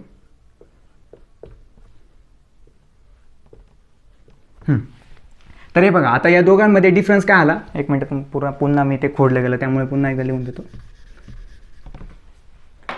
इथे शब्द होता विदाऊट होता, बरोबर, विदाऊट, आणि इथे आहे तो विथ. आता इथे हा शब्द महत्त्वाचा एकदम, आणि इथे हा शब्द एकदम महत्त्वाचा आहे. तर या म्हणजे इथे काय झालं, इथे इंटिजर 0 to 9चं कॉम्बिनेशन आपण करू शकतो, त्यामध्ये डॉट चालत नाही. आणि ते फ्लोटचा अर्थ काय झाला, तर 0 to 9 digit combination with dot, म्हणजे त्यामध्ये डेसिमल पॉईंट असतो. हे बघा आता इथे प्रत्येक ठिकाणी डेसिमल पॉईंट आलेला आहे, बरोबर आहे. बघा इथे 1.2 मध्ये आला, इथे 3.14 मध्ये पण आला, 3.16 मध्ये पण आला, 95 पॉईंट नंतर ह्यामध्ये पण आला. हे बघा डेसिमल पॉईंट, हा सिम्पल जो पॉईंट असतो ना त्याला हे म्हणतात डेसिमल पॉईंट, बरोबर. मग इथे अशी डेफिनेशन झाली, बस एवढंच लक्षात ठेवायचं. आता इथे तुम्ही म्हणाल फ्लोटमध्ये म्हणजे जो डॉट नसला तर तो फ्लोटमध्ये येत नाही का, तर त्याला फ्लोटमध्ये टाकण्याची काय गरज आहे. जर डॉट नसेल तर तो इंटिजर कन्सिडर केला जाईल ना. म्हणजे आता समजा तुमचं माझं म्हणणं कळालं का. आता तुम्ही म्हणाल 1 1 1 2 3 हा जो आहे तो फ्लोट म्हटला जाणार नाही का. आता यामध्ये जर डॉट नाही आहे तर याला फ्लोट का म्हणायचं आपण, याला इंटिजर म्हणू ना आपण, बरोबर असं. आणि तुम्ही म्हणाल आता यामध्ये हे चालत नाही का, किंवा म्हणजे इंटिजरमध्ये डॉट चालत नाही का. जर यामध्ये डॉट दिला तर याला इंटिजर का म्हणायचं, याला फ्लोट म्हणूयात ना आपण. म्हणजे याला डॉट दिला, इथे डॉट दिला तर याला फ्लोट म्हणूयात, इंटिजर नाही म्हणायचं. म्हणजे डॉट असेल तर फ्लोट, डॉट नसेल तर इंटिजर, एवढं लक्षात ठेवायचं. डॉट असेल तर फ्लोट, डॉट नसेल तर इंटिजर, बस एवढंच लक्षात ठेवायचं. त्यानंतर जो आहे हे म्हणजे तुम्हाला समजलं, आय होप तुम्हाला हे इंटिजर काय आणि फ्लोटिंग काय ते समजलं असेल. आता कॅरेक्टर्स काय असतात, 3 नंबरचा जो आहे तो कॅरेक्टर्स. आता कॅरेक्टर्स म्हणजे काय, आता त्याची डेफिनेशन तर काय म्हणजे हे नाही. तर हे बघा आता त्याचं एक्झाम्पल काय आहे, एक्झाम्पल हां, तर हे जे आहे ना हे सर्व कॅरेक्टर आहे, A B X Y Z किंवा एम एन पी असे हे जे आहे हे सर्व सिंगल डिजिट, म्हणजे आता ए बी सी डीमध्ये असतात ते सर्व जे आहे ते सर्व कॅरेक्टर्सच आहे. ते ए टू झेड झाले स्मॉल केसमध्ये, किंवा ए टू झेड झाले ते कॅपिटल केसमध्ये. हे जे सर्व आहे ते कॅरेक्टर्स आहे. आणि जेव्हा आपण प्रोग्रामिंगमध्ये हे मित्रांनो एक लक्षात ठेवा, तुम्ही कॅरेक्टर्सचा जेव्हाही यूज करतात ना तेव्हा त्यांना कोट्समध्ये लिहिलं गेलं पाहिजे ना. आता तुम्ही समजा हे बघा असं लिहावं लागतं आपल्याला कॅरेक्टरला, ए किंवा एक्स किंवा यम अशा आपल्याला सिंगल कोट वापरावा लागतो आपल्याला, सिंगल कोट. जर तुम्ही सिंगल कोट वापरला नाही आणि डायरेक्ट असं लिहिलं तर ते व्हॅरिएबल कन्सिडर होईल त्या केसमध्ये. व्हॅरिएबल म्हणजे ते जे असतील ते कॅरेक्टरने कन्सिडर होणार, ते व्हॅरिएबल कन्सिडर होईल. त्यामुळे तुम्ही कोणतंही हे लक्षात ठेवा, तुम्ही जेव्हा प्रोग्राम कराल ना तेव्हा तुम्हाला मी सांगेलच असं. हे बघा कोणतंही तुम्ही कॅरेक्टर लिहाल ना तर ते जे आहे ते कोट्समध्ये यूज केलं गेलं पाहिजे, कोट्समध्येच असंच यूज केलं गेलं पाहिजे. असं यालाच आपण कॅरेक्टर म्हणू शकतो. असं जर तुम्ही लिहिलं डायरेक्ट ए लिहून दिला तर त्याला व्हॅरिएबल कन्सिडर केलं जाईल. बस एवढं एक पॉईंट लक्षात ठेवा. तर तुम्हाला हे समजलं असेल. हां, आता हे जे मी तुम्हाला सांगितले ते प्रकार सांगितलं, म्हणजे व्हॅल्यूज ज्या असतात त्या कोणत्या कोणत्या प्रकार, म्हणजे डेटा जो असतो तो डेटाचा कोणत्या प्रकारचा असतो, बरोबर. आता ते तुम्हाला सांगितलं डेटा कोणत्या प्रकारचा असतो, इंटिजर असतो, फ्लोट असतो किंवा कॅरेक्टर असतो. हां, हे 3च प्रकारचे मेन डेटा टाईप असतात, ते हे 3च आहे, इंटिजर, फ्लोट आणि कॅरेक्टर, बरोबर. आता यांचे जे डेटा टाईप्स असतात म्हणजे यांना आपण प्रोग्रामॅटिकली कसं लिहितो ते आता तुम्हाला सांगतो. आता हे बघा इंटिजर म्हणजे काय आहे, आता याचा म्हणजे आपण प्रोग्रामिंगमध्ये याचा डेटा टाईप कसा आहे, इंट आहे, इंट. स्मॉल केसमध्ये, अप्पर केसमध्ये नाही, स्मॉल केसमध्ये INT इंट, बस एवढंच आहे. त्यानंतर यासाठी काय आहे, फ्लोटिंग पॉईंटसाठी काय आहे, फ्लोट, FLOAT, फ्लोट. स्पेलिंग लक्षात ठेवा, फ्लोट. आणि याच्यासाठी जो आहे तो कॅर आहे, कॅर. तर आता हे शब्द कसे बनले हे बघा. आता स्टार्टिंगचे 3 घेतलेले आहे बघा. इंटिजरचा काय घेतलेला आहे, इंट घेतलेला आहे, इंटिजर. फ्लोटिंग पॉईंटचा काय घेतलेला आहे, फक्त फ्लोट घेतलेला आहे. हां, हे बघा इथे फ्लोट, फ्लोट, इंट, इंट. आणि ते कॅरेक्टरचा काय फक्त कॅर घेतलेला आहे, CHAR. आणि त्याचं प्रोनाऊन्सिएशन कॅर असतं, कॅर. त्याला चार वगैरे म्हणू नका, कॅर आहे तो, कॅर. म्हणजे आपल्या भाषेमध्ये कॅर म्हणतात प्रोग्रामॅटिकली त्याला. कॅर म्हणजे कॅरेक्टर म्हणून ते कॅर. म्हणून आता हे बघा, आता हा शब्द कसा बनला, CHAR पासून कॅर बनला, FLOAT पासून फ्लोट बनला, INT इंट पासून इंट बनला, बरोबर. म्हणून integer, int, floating point, float, characters, char. बस हे 3 जे आहे हे 3च मेन डेटा टाईप्स आहे मित्रांनो. महत्त्वाचे 3 हेच. म्हणजे आता तुम्ही म्हणाल आम्ही अजूनही म्हणजे असं डबल अजूनही आम्ही डेटा टाईप बघितले आहे, तर ते जे आहे ते आपण म्हणजे त्याला सेकंडरी डेटा टाईप म्हणू शकतो आपल्या भाषेत. म्हणजे ते जे आता डबल म्हणजे काय, फ्लोटची जी कॅपॅसिटी आहे त्याच्यापेक्षा जास्त जी कॅपॅसिटी आहे ती फ्लोट डबलला असाइन करून दिलेली आहे. म्हणजे फ्लोट हा limited amount of data hold करू शकतो ना, तर त्यापेक्षा जास्त amount of data double hold करू शकतो. त्यामुळे डबलला क्रिएट करावं लागला आपल्याला. आता इंटमध्ये समजा आम्ही असं बघितलं, लॉंग बघितलं आम्ही समजा, तुम्ही बघितलं समजा कुठे, तर तुम्हाला लॉंग दिसेल. मग लॉंग आपण कशासोबत यूज करतो, इंटसोबत यूज करतो. मग आता इंटची जी कॅपॅसिटी असते म्हणजे प्रत्येक नंबरला मॅक्झिमम अमाऊंट ऑफ डेटा म्हणजे हे करू शकतो, तो होल्ड करू शकतो बरोबर. मग त्याची कॅपॅसिटी वाढवण्यासाठी आपण लॉंग सोबत त्याला यूज करतो, तेव्हा त्याची कॅपॅसिटी अजून वाढून जाते, म्हणजे अजून मोठ्या नंबरला तो होल्ड करू शकतो. डबल म्हणजे फ्लोटपेक्षा डबल अजून जास्त अमाऊंट म्हणजे जास्त व्हॅल्यू, मोठी व्हॅल्यू होल्ड करू शकतो बरोबर. त्यामुळे हे 3 जे आहे हे 3च प्रायमरी डेटा टाईप आहे, इंट, फ्लोट आणि कॅर. आता त्यांना आपण कसं यूज करतो ते तुम्हाला सांगितलं मी. बघा आता पुन्हा एकदा सांगून देतो एक्झाम्पल, आपण कसं डेटा टाईपला प्रोग्राममध्ये कसं यूज करतो. आपण इथे डेटा टाईप देतो इंट, समजा आपण इंट व्हॅरिएबल बनवलं, इंट नंबर 1 बनवला बरोबर, असं सेमीकोलन देतो. त्यानंतर आपण समजा फ्लोटमध्ये आपण समजा पर्सेंटेज नावाचं व्हॅरिएबल बनवलं, असं लिहिलं मी आता. आणि कॅरमध्ये असं म्हणजे data type variable name semicolon, तो मागचा सिंटॅक्स इथे लिहिला तरी चालेल, data type variable name semicolon बरोबर. आता ते कॅरमध्ये समजा आपण इथे नेम लिहिलं असं. तर असे आपण डेटा टाईप यूज करतो आहे. बघा इथे आपण इंटिजरचा यूज केला, हे म्हणजे इंटिजर झालं, हे असतं ते फ्लोट झालं, आणि हे झालं ते कॅर झालं बरोबर.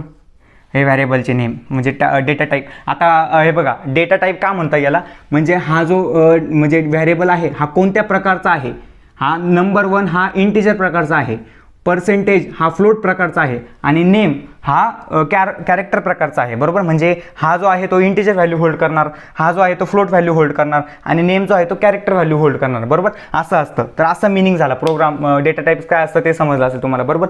आणि साईज ते ऑक्युपाय करता मेमरीमध्ये. आता ते तुम्हाला हा मी जे दाखवतोय ना ते तुम्हाला एकदम मोठा चार्ट सापडेल गुगलवर. तुम्ही जर सर्च केलं ना मित्रांनो तर तुम्हाला ते पूर्ण त्याचा चार्ट सापडेल.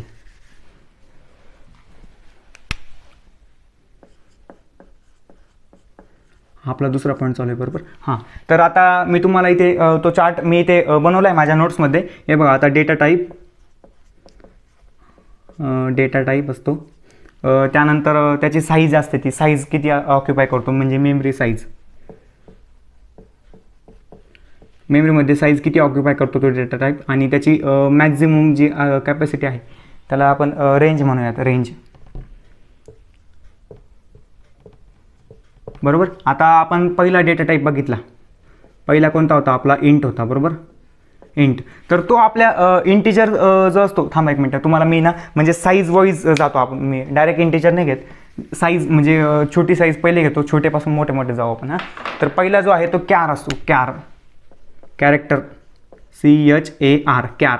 तर तो कम्प्युटरच्या मेमरीमध्ये किती बाईट अलोकेट करतो, म्हणजे एकच बाईट घेतो फक्त तो, म्हणजे एकच बाईट त्याची कम्प्युटरमध्ये एवढीच जागा तो अलोकेट म्हणजे स्वतःसाठी घेतो, तो एकच बाईट घेतो, खूप कमी जागा घेतो तो कॅर नावाचा डेटा टाईप. म्हणजे एक बाईट, आणि बाईट काय आहे तर युनिट आहे ते एक. आता आपण म्हणजे मॅथमॅटिक्समध्ये कसं मिलीमीटर, मिलीलिटर असे युनिट्स असतात बरोबर. तर युनिट्स म्हणजे इथे प्रोग्रामिंगमध्ये बाईट, बीट, GB, MB असं तुम्ही ऐकलं असेल. आता बाईट, बीट कोणी ऐकत नाही, GB, MB तुम्हाला माहिती असेल, GB, MB, KB बरोबर. तर ते असतं म्हणजे ते जे आहे ते खूप मोठे मोठे युनिट झाले, MB, GB, आणि हे जे आहे खूप स्मॉल. म्हणजे सुरुवात कुठून होते मित्रांनो, हे बघा बीटपासून सुरुवात होते, बीट, BIT, बीट. आणि हे कसं असतं 8 बीट म्हणजे 8 बीट मिळून एक बाईट बनतो, म्हणजे 8 बीट मिळून एक बाईट बनतो. आणि मग हे किती बीट्समध्ये जर आपण बघायला गेलो कॅरेक्टरची साईज, तर तो 8 बीट कम्प्युटरमध्ये अलोकेट करतो स्वतःसाठी, 8 बीट घेतो तो 8 बीट. पण आपण ते 8 बीटमध्ये बघण्यापेक्षा तो खूप मोठा नंबर होऊन जाईल, त्यामुळे आपण बाईटमध्ये घेऊयात. तर सुरुवात बीटपासून होते आणि मग त्याचा एंड खूप आहे. आता बीट आहे, बाईट आहे, मग MB झालं, KB झालं, GB झालं, मग TB झालं, मग PB झालं, असं म्हणजे खूप आहे ते. आणि त्यामध्ये तुम्हाला म्हणजे डिजिटल टेक्निक नावाचा सब्जेक्ट आहे, डिजिटल टेक्निक. त्यामध्ये तुम्हाला नंबरिंग सिस्टम असेल ना, नंबरिंग सिस्टममध्ये तुम्हाला सर्व समजेल ते. आपण म्हणजे कन्वर्जन करतो, म्हणजे एका नंबरचं दुसऱ्यामध्ये कन्वर्जन करतो, तर ते सर्व असतात ते तुम्हाला ते समजून जाईल बरोबर. आता हे असतात बीट, एवढं म्हणजे 8 बीट इक्वल टू 1 बाईट, एवढं लक्षात ठेवा. 8 बीट मिळून एक बाईट बनतो. मग एक कॅरेक्टर जो डेटा टाईप असतो तो मेमरीमध्ये एक बाईट अलोकेट करतो बरोबर. आणि याची रेंज जी आहे ती -128 ते प्लस 127 एवढी रेंज तो होल्ड करू शकतो. म्हणजे तुम्ही यामध्ये मी आज तुम्हाला सांगितलं ना की म्हणजे कोणताही डेटा टाईप असेल तर दोन प्रकार असतात, एक साईन आणि अनसाईन असे दोन असतात. म्हणजे साईन म्हणजे काय असतं तर ते यामध्ये निगेटिव्ह किंवा पॉझिटिव्ह पण असू शकतं.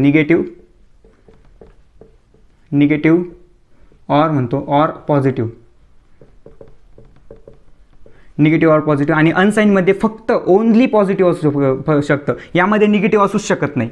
अन म्हटलेलं नाही ते अन म्हणजे साईन नको. आता तुम्हाला सांगतो मी याचा मिनिंग नीट सांगतोय बघा. Only positive.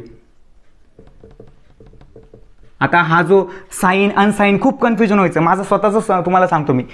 खूप म्हणजे आता जेव्हा डेटा टाईप आहे ना तेव्हा खूप कन्फ्युजन व्हायचं. अरे साईन काय आहे, साईनमध्ये पॉझिटिव्ह असतं किंवा निगेटिव्ह असतं, काय असतं ते सर्व कन्फ्युजन व्हायचं. त्यानंतर मी खूप विचार केला आहे असं काय काय काय, मग मला समजलं हे साईन आणि अनसाईनमध्ये काय म्हणजे कसं जे आहे ते पॉझिटिव्ह किंवा निगेटिव्ह ते कसं ओळखायचं. आता हे बघा, आता तुम्हाला मी एक एकदम भारी पद्धतीने एक्सप्लेन करून सांगतो. आता आपण मॅथमध्ये तुम्ही म्हणजे मॅथमध्ये जाऊया आपण थोडंसं. आता समजा तुमचे आन्सर्स येतात बरोबर, ते असतात ते समजा आता मी आन्सर्स लिहितो काही, आता ते कोणत्या एक्झाम्पलचे काही लिहितो मी. आता ते अनेक आन्सर्स येतात आपले, समजा काहींचं 100 आलं तर किंवाचं काहींचं 200 मायनस म्हणजे वजा -200 आलं, किंवा काहींचं समजा -1000 आलं आन्सर, किंवा म्हणजे 3000 आलं असं. असे काही जे आहे, एक मिनटं हे इकडे लिहितो आणि हे इकडे लिहितो. साईन आणि अनसाईन हे कसं ओळखायचं आणि कसं लक्षात ठेवायचं ते आता सांगतोय तुम्हाला. 200, 3000 हे सर्व जे आहे ते उत्तरे आहे बरोबर, उत्तरे. आता कसले उत्तर आहे ते आपण फक्त इथे अजून करतोय बरोबर, त्यामुळे ते लिहिलेलं आहे. आणि ते समजा 2000 आणि ते 3000 बरोबर. आता साईन अँड साईन कसं याचा म्हणजे तुम्ही काय म्हणताय तर याचा काय संबंध असं म्हणाल तुम्ही. तर आता हे बघा कसा संबंध आहे ते मला दाखवतो.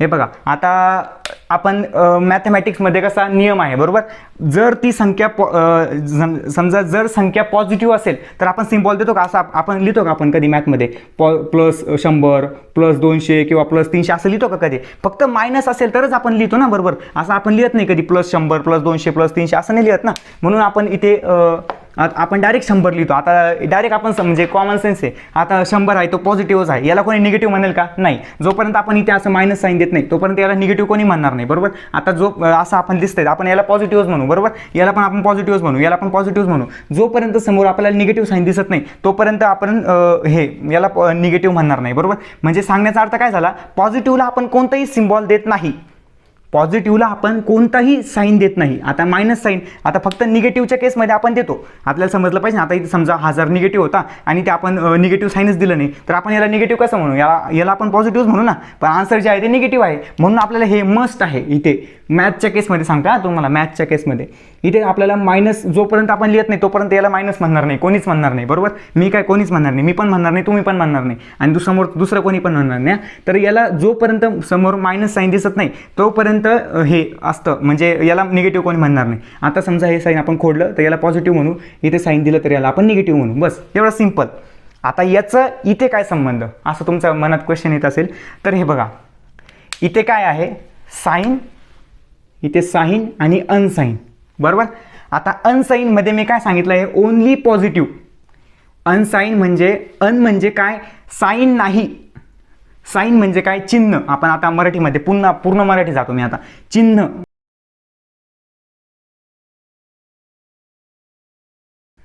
चिन्ह हां समजून घ्या जरा.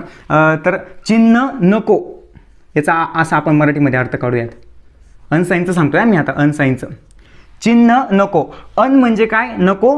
काय नको, चिन्ह नको. चिन्ह. आता इथे चिन्ह आहे का, हे बघा या 3 पॉझिटिव्हमध्ये बघा चिन्ह आहे का, नाही आहे. हां नाही आहे, म्हणून याला आपण अनसाईन म्हणूयात प्रोग्रामिंगमध्ये. अनसाईन आलं संबंध लक्षात तुमचा, म्हणजे का मी तुम्हाला असं सांगितलं अनसाईन. आणि ते साईन म्हणजे काय असायला पाहिजे. आता साईन अन म्हटलेलं आहे म्हणून आपण इथे नको म्हणतोय. आता अन म्हणजे काय, इथे आपण नको अर्थ काढला बरोबर. आणि इथे काही नको वगैरे म्हटलेलं आहे का, नाही. मग इथे निगेटिव्ह पण चालेल आणि इथे पॉझिटिव्ह पण चालेल बरोबर. मग साईन म्हणजे काय, इथे फक्त चिन्ह असायला पाहिजे, आणि असायलाच पाहिजे असं काही मॅन्डेटरी नाही आहे चिन्ह. आता इथे काय म्हटलेलं आहे, चिन्ह असलं पाहिजे किंवा नसलं पाहिजे, असं काही रिस्ट्रिक्शन नाही आहे की असलंच पाहिजे असं, म्हणून आपण इथे ऑर म्हटलेलं आहे बघा. ऑर एकतर निगेटिव्ह पण असू शकतं किंवा पॉझिटिव्ह पण असू शकतं. आता तुम्ही म्हणाल साईनमध्ये पॉझिटिव्ह येतच नाही, असं नाही आहे बरं का. साईनमध्ये निगेटिव्ह पण येऊ शकतं आणि पॉझिटिव्हमध्ये येऊ शकतं. रिस्ट्रिक्शन कुठे आहे, फक्त अनसाईनमध्ये आहे. अनसाईनमध्ये फक्त पॉझिटिव्ह असलं पाहिजे. अन म्हटलंय ना, नको, चिन्ह नको. आता हे अनसाईनमध्ये, त्यामुळे ते फक्त आपण ओनली पॉझिटिव्ह म्हटलेलं आहे. इथे तसं काय म्हटलंय का, इथे निगेटिव्ह पण चालेल आणि पॉझिटिव्ह पण चालेल. आता हे बघा इथे, म्हणून आता इथे सिम्बॉल कोड दिसतंय का, म्हणून याला आपण अनसाईन म्हटलं बरोबर. आणि इथे सिम्बॉल प्रत्येक ठिकाणी आहे, म्हणजे चिन्ह आहे, त्यामुळे याला अनसाईन याला आपण साईन म्हणूयात. असा हा जो कन्सेप्ट आहे, हा समजण्यासाठी मी खूप विचार केला होता, बसलो होतो. म्हणजे खूप कन्फ्युजन होत होतं ना, साईन काय, साईनमध्ये पॉझिटिव्ह असतं का निगेटिव्ह असतं, अनसाईनमध्ये पॉझिटिव्ह असतं का निगेटिव्ह असतं, ते समजतच नव्हतं मला. त्यामुळे मी एकदम बसलो आणि खूप विचार केला यामध्ये, मग मी असं समजलं मला. आता कधी म्हणजे लाईफ टाईम तुम्हाला जे देखील समजलं असेल ना, तर तुम्ही कमेंटमध्ये डन नक्कीच लिहा मित्रांनो. खूप म्हणजे आता हे जे म्हणजे आता एवढं हा समजण्यासाठी मला खूप वेळ लागला होता, तर तुम्हाला देखील हे समजलं असेल ना, तर डन म्हणून टाईप करा कमेंटमध्ये. तर मला सुद्धा त्याचं समाधान वाटेल की आपल्या जो समजून घेण्याचा समोरच्या व्यक्तीला सुद्धा फायदा झाला. त्यामुळे तुम्ही कमेंटमध्ये डन असं नक्कीच लिहा, मग ते मला सुद्धा त्याचं खूप समाधान वाटेल. त्यामुळे हे लक्षात ठेवा. आता साईन अनसाईन जरी नसेल तुम्हाला मित्रांनो समजलं ना, तर तुम्ही व्हिडिओ मागे करून एकदा पुन्हा बघा, तर तुम्हाला नक्कीच ते समजेल. किंवा काही डाऊट असेल तर कमेंटमध्ये डाऊटसुद्धा तुम्ही लिहू शकता, तर मी तुम्हाला नक्कीच त्याचं उत्तर देईल कमेंटमध्ये, बरोबर. हां, तर आता साईन अनसाईन तुम्हाला नक्कीच समजलं असेल, बरोबर. एवढ्या म्हणजे बारीक पद्धतीने सांगितलेलं आहे, तर तुम्हाला नक्कीच समजेल ते. तर हे लक्षात ठेवा, चिन्ह साईनमध्ये निगेटिव्ह आणि पॉझिटिव्ह दोन्ही येऊ शकतात आणि अनसाईनमध्ये फक्त पॉझिटिव्ह असतात. बस एवढंच सिंपल लक्षात ठेवा. आता पाठ काहीच करण्याची गरज नाही, त्यामुळे मी तुम्हाला पुन्हा सांगतोय, पाठ काहीच करू नका, सगळं लक्षात ठेवा. म्हणजे लक्षात काय आहे, समजून घ्यायचं, कन्सेप्ट लक्षात ठेवायचा फक्त. आता लक्षात ठेवणं म्हणजे पाठ करणंच झालं, फक्त तुम्हाला म्हणजे समजून घेतलेलं आपल्याला. आता समजलं, आता तुम्हाला जर समजलं असेल तर तुम्ही लाईफ टाईम ते लक्षात ठेवू शकता. एकदा पुन्हा रिव्हिजन करायच्या वेळेस ही व्हिडिओ म्हणजे एवढा पाठ जरी तुम्ही बघून घेतला तरी तुम्हाला ते नक्कीच समजेल, बरोबर. आता हां, तर आपण जे साईन आणि अनसाईन हे दोन शब्द महत्त्वाचे आहे ना, एक साईन म्हणजे आपण हे प्रत्येक डेटा टाईप सोबत आपण यूज करतो याला, साईन आणि अनसाईनला.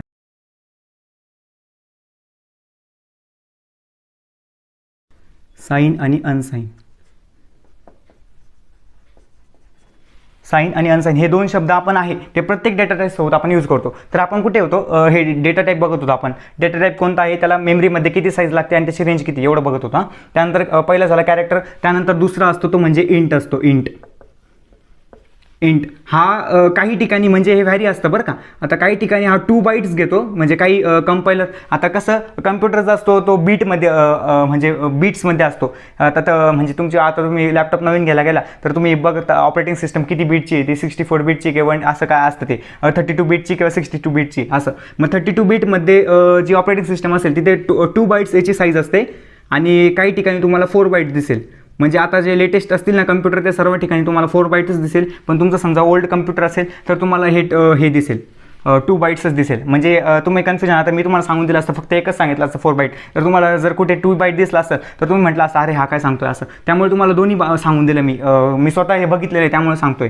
आता काही जर आणि तुम्ही मोबाईलमध्ये जर रन कराल ना, तर तुम्हाला 4 बाईटच याची साईज दिसेल. जर समजा तुम्ही साईज प्रिंट केली ना, तर तुम्हाला 4 बाईटच याची साईज दिसेल. पण काही जुने कम्प्युटर देखील असतील, लॅपटॉप असतील, तर त्यामध्ये तुम्हाला 2 बाईट पण दिसू शकतं किंवा 4 बाईट पण दिसू शकता. तर तिथे कन्फ्यूज तुम्ही होऊ नका. मेमरीमध्ये ते 2 बाईट पण अलोकेट करतं काही ठिकाणी आणि काही ठिकाणी ते 4 बाईट अलोकेट करतं, बरोबर. आता याची जी म्हणजे रेंज आहे, म्हणजे कुठून ते कुठपर्यंत ते होल्ड करू शकतं, तर ते -32,768.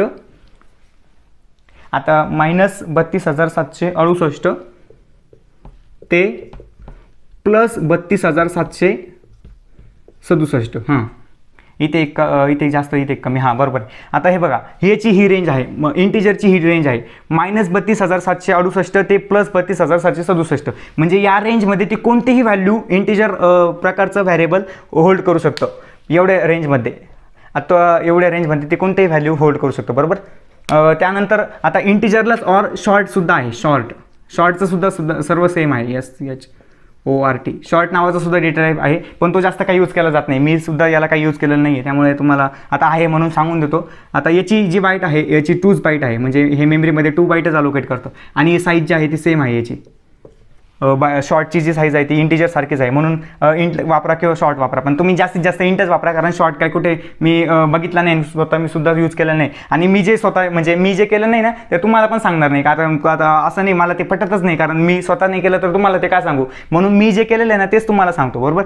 इंटिजरच तुम्ही यूज करा, शॉर्ट काही जास्त यूज होत नाही ते, मग मी स्वतः सुद्धा यूज केलं नाही. इंट आता कॅर झाला, इंट झाला, हे झाला, त्यानंतर असतं ते आपलं फ्लोट असतं, फ्लोट 4 नंबरचा फ्लोट. फ्लोट आपल्या कम्प्युटरमध्ये 4 बाईट अलोकेट करतं, 4 बाईट स्वतःसाठी 4 बाईट जागा घेतो ते, 4 बाईट. बीटमध्ये बघायला गेलो तर 8 चोक 32 म्हणजे 32 बीट्स जागा घेतं ते. आता आकडा खूप मोठा होऊन जातो, म्हणून आपण बाईटमध्ये साईज बघतो इथं.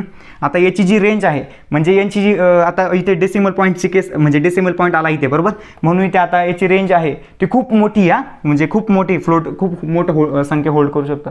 तर त्याची जी साईज आहे ती 1.2 E⁻² नाही का आपण असतं ते मॅथमॅटिक्स, म्हणजे आता इंजिनिअरिंगमध्ये का M1 M2 असे मॅथ असतात ना, तर त्यामध्ये तुम्हाला हे असतं एक्सपोनेन्शियल, म्हणजे रेस टू असतं ना, ते ई येईल, इथे ई म्हणून कन्फ्युजन होऊ नका. +38 इथे.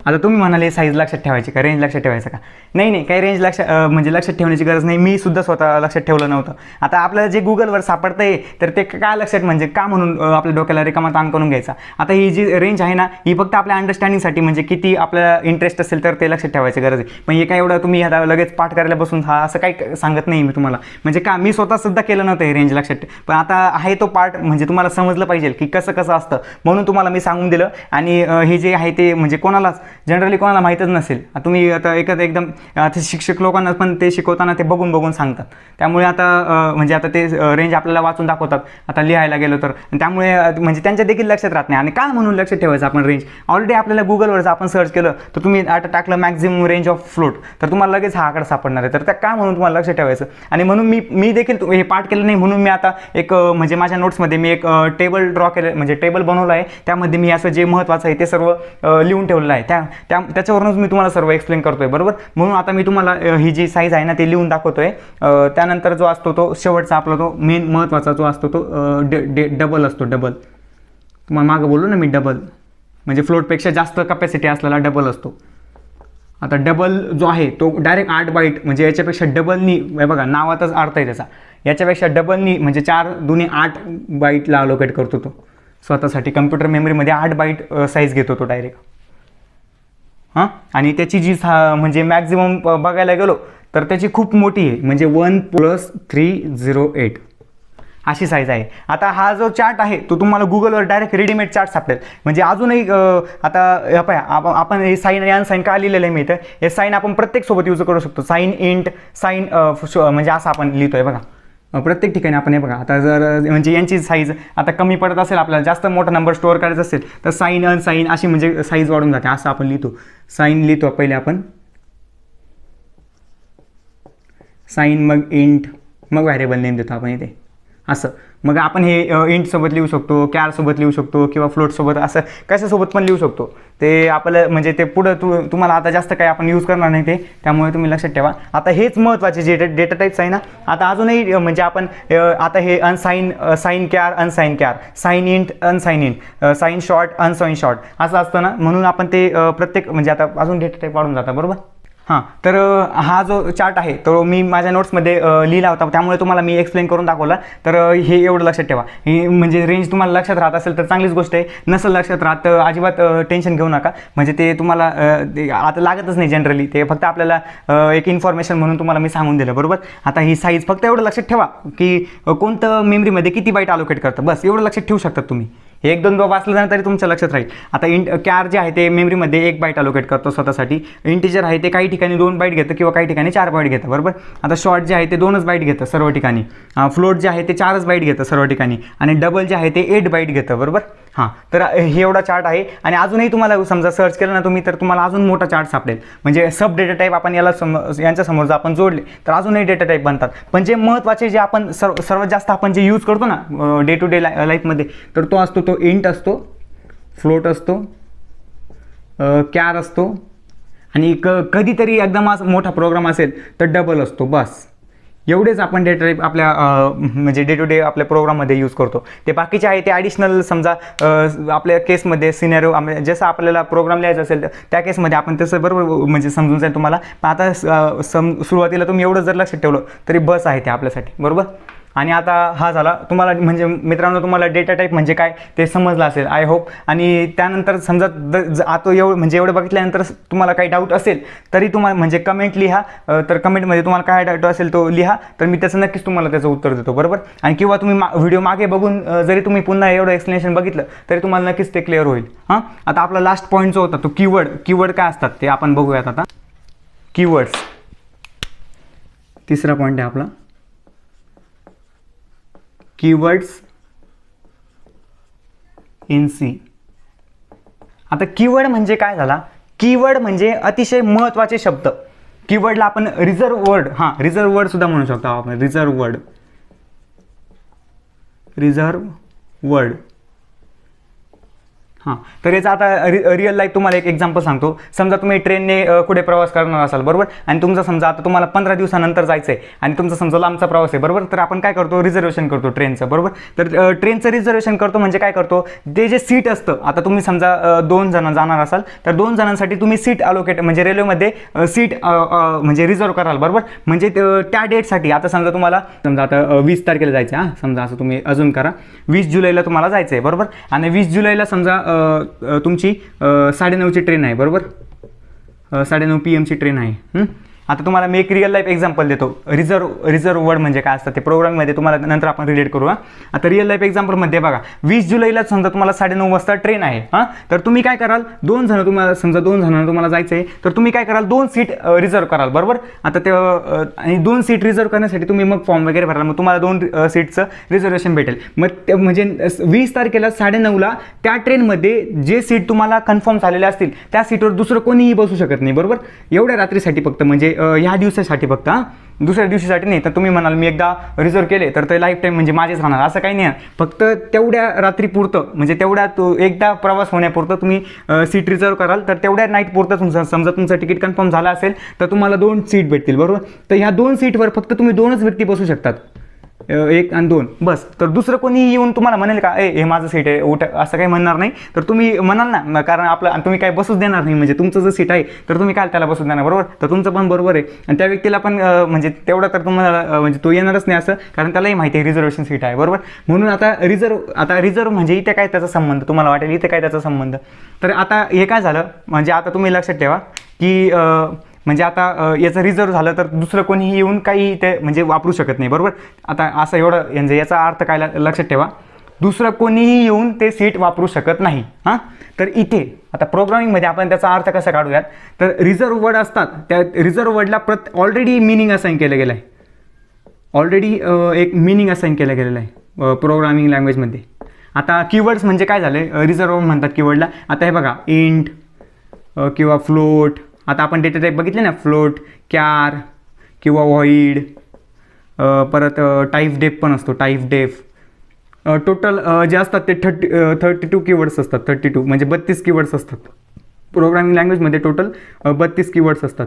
आता तुम्ही म्हणाल सर्वच लक्षात ठेवायचे का, नाही, जेवढे लक्षात ठेवता येईल आणि जसं तुम्ही पुढे कोडिंग कराल ना तर तुम्हाला अजून नवीन कीवर्ड्स तुम्हाला इंट्रोड्यूस होत जातील, बरोबर. मग तेव्हा बरोबर लक्षात राहील. आता तुम्हाला जस्ट मी तुम्हाला उदाहरण देतो म्हणून सांगतो. टाईप डेफ असतं, परत इनम असतं, हां, असं म्हणजे भरपूर टोटल 32 कीवर्ड्स आहे, 32. त्याचं ते देखील तुम्ही सर्च केलं तर तुम्हाला ते सापडेल. म्हणजे गुगलवर तुम्हाला डायरेक्ट असा तो टेबल असेल, त्या टेबलवर तुम्हाला पूर्ण 32 अकॉर्डिंग टू ए टू झेडपर्यंत तुम्हाला ते लिहिलेलं असेल. तर हां, तर याचा इथे काय संबंध असा ना, तर यांना जो आहे तो प्रत्येक मिनिंग असाइन करून गेलेला आहे की इंटिजर हा फक्त इंटिजर व्हॅल्यूसाठी होल्ड करण्यासाठीच वापरायचा, फ्लोट हा फक्त फ्लोटसाठीच वापरायचा. इथे जसं तुम्हाला कोणी म्हणू शकत नाही हे माझं सीट आहे उठा असं, तर इथे आपण म्हणू शकत नाही की इंटिजर मी तुला फ्लोट म्हणून वापरेल. इंटिजर मी तुला समजा इंटिजर आता आपण समजा हा व्यक्ती, आपली जी मेथड आहे ती, आता समजा इंटिजर नावाचा माणूस आहे, इंटिजर नावाचा व्यक्ती आहे, त्याला असं काही म्हणू नका, तो नाराज होऊन जाईल. तर झालाच समजा तो नाराज, आपण त्याला म्हटलो नाराज झाला तो. तर त्याला म्हटलो इंटिजर, मी आता त्याचं काम काय आहे, विदाऊट डेसिमल पॉईंटच्या व्हॅल्यू होल्ड करणं आहे, बरोबर. एवढंच त्याचं इंटिजरचं काम आहे. आणि तुम्ही जर त्याला म्हणाल इंटिजर माझा हा 3.14 नावाची डेटा आहे, हा तू धर, होल्ड कर, तो म्हणाल बाबा मी काय असं धरू शकत नाही, माझी तेवढी कॅपॅसिटीच नाही, मी फक्त आता असं जसं समजा तुम्ही स्टोअर केलं त्या म्हणजे आता समजा इंटिजर नावाचं नंबर नावाचं व्हॅरिएबल आहे, बरोबर. आणि नंबर इक्वल टू तुम्ही 3.14 जर केलं, म्हणजे तुम्ही जर समजा आता त्याला सांगितलं, आता तो म्हणजे आपण काय म्हणजे माझं सांगायचं तात्पर्य काय आहे की जे म्हणजे या सर्वांना एक ऑलरेडी मिनिंग असाइन करून दिलेला गेलेला आहे, करून दिला आहे, तर तो मिनिंग सोडून आपण दुसऱ्या पर्पजसाठी त्याचा यूज करू शकत नाही, एवढंच मला सांगायचं आहे फक्त. म्हणून आपण समजा तुम्ही इंटला म्हटले इंटिजर माझं समजा एवढी व्हॅल्यू धर ना, 3.14 तू होल्ड कर ना, तर तो काय म्हणेल नाही मी करणारच नाही होल्ड, मी डायरेक्ट एवढं म्हणजे 14 डायरेक्ट डिस्कार्ड करून टाकेल, मी फक्त 3 होल्ड करेल. आणि समजा तुम्हाला वाटेल ऐकलं बा आपलं इंटिजर म्हणजे या व्यक्तीने आपलं ऐकून घेतलं, 3.14ला होल्ड करून घेतलं, आणि नंतर जर समजा मी कॅल्क्युलेशनमध्ये यूज करायला गेलात ना, समजा याला तुम्ही प्रिंट केलं तर तुम्हाला फक्त 3 येईल रिझल्टमध्ये, हे 14 डायरेक्ट डिस्कार्ड होऊन जाईल, म्हणजे इंटिजर ऐकणारच नाही ते. कारण ऑलरेडी इंटिजर खूप हे सर्व जे आहे ते सर्व खूप आज्ञाकारी व्यक्ती आहे, हे म्हणजे ना जे असाइन करून दिलं ना त्यानुसारच ते वागतात, म्हणजे ते सोडून ते दुसरं काम करूच शकत नाही, म्हणजे दुसऱ्या पर्पजसाठी आपण त्याला यूज करू शकत नाही. आता इंटिजरला आपण फ्लोट म्हणून वापरू शकत नाही, किंवा फ्लोटला आपण इंटिजर म्हणून वापरू शकत नाही, किंवा इंटिजरला आपण व्हॉइड म्हणून वापरू शकत नाही, किंवा व्हॉइडला आपण इंटिजर म्हणून वापरू शकत नाही असं. म्हणून रिझर्व म्हणजे काय, ऑलरेडी रिझर्व झालेलं आहे ते सीट. आता तेवढ्या रात्रीपुरतं ते 2 सीट फक्त तुमचे असतील, दुसरं कोणी येऊन बसू शकत नाही, दुसऱ्या रात्री बसू शकतं कोणी, ते ऑलरेडी म्हणजे दुसरं कोणी रिझर्व केलं असेल तर बसू शकतं असं. तर मग असं इथे याचा मिनिंग असा आपण रिलेट केलं, बरोबर. म्हणजे सांगायचा अर्थ काय होतं, तर ऑलरेडी मिनिंग जो असाइन केला आहे ना, तर त्याच मिनिंगसाठी आपण त्याला यूज करू शकतो, दुसऱ्या कोणत्याही मिनिंगसाठी आपण त्याला यूज करू शकत नाही. तर हे असतात कीवर्ड्सलाच आपण रिझर्व वर्ड्स सुद्धा म्हणू शकतो. कीवर्ड म्हणजे काय, महत्त्वाचे शब्द. हे सर्व जे आहे ना, इंट फ्लोट टोटल 32 कीवर्ड आहे, एवढं लक्षात ठेवा. आणि तुम्ही आता हे झाल्यानंतरच बघून ठेवा इंट फ्लोट कॅर, जसं जसं तुम्ही पुढे जाल तर नवीन कीवर्ड बरोबर तुम्हाला म्हणजे इंट्रोड्यूस होत जाईल. तर एवढं लक्षात ठेवा, कीवर्ड म्हणजे काय असतं, त्या रिझर्व वर्ड म्हणतात, त्यांना ऑलरेडी एक मिनिंग असाइन केला गेला आहे, त्या मिनिंग सोडून आपण त्याला यूज करू शकत नाही दुसऱ्या पर्पजसाठी, बस एवढंच सांगायचं होतं तुम्हाला. तर मित्रांनो आजच्या व्हिडिओमध्ये आपण काय बघितलं, तर सर्वप्रथम आपण पहिला पॉईंट बघितला की व्हॅरिएबल म्हणजे काय असतात, आणि त्या व्हॅरिएबलमध्ये आपण काय बघितलं, तर व्हॅरिएबल डिफाईन करण्याचे रूल्स बघितले. मग ते समजा आपण ते कसे डिक्लेअर करतो, मग ते व्हॅलिड काय असतात आणि इनव्हॅलिड काय असतात, मग त्यांचे एक्झाम्पल्स बघितले. त्यानंतर डेटा टाईपचा बघितला, बरोबर. डेटा टाईप काय असतात वगैरे, आणि त्याची साईज काय असते, म्हणजे मेमरीमध्ये त्यांना किती साईज लागते वगैरे ते बघितलं. त्यानंतर आपण तिसरा पॉईंट आताच बघितला की कीवर्ड्स असतात. तर मित्रांनो तुम्हाला ही व्हिडिओ कशी वाटली कमेंट करून नक्कीच सांगा, आणि अशाच व्हिडिओ बघण्यासाठी चॅनलला सबस्क्राईब नक्कीच करा. आणि मित्रांनो म्हणजे ज्या विद्यार्थी आपल्या मित्रांना कोडिंग शिकायचे असेल तर त्यांच्यापर्यंत देखील ही व्हिडिओ पोहोचवा, कारण त्यांना देखील याचा फायदाच होईल. आणि तुम्ही तुमचा अमूल्य वेळ हा व्हिडिओ बघण्यासाठी दिला त्याबद्दल तुमचे खूप खूप धन्यवाद. भेटूयात नेक्स्ट व्हिडिओमध्ये.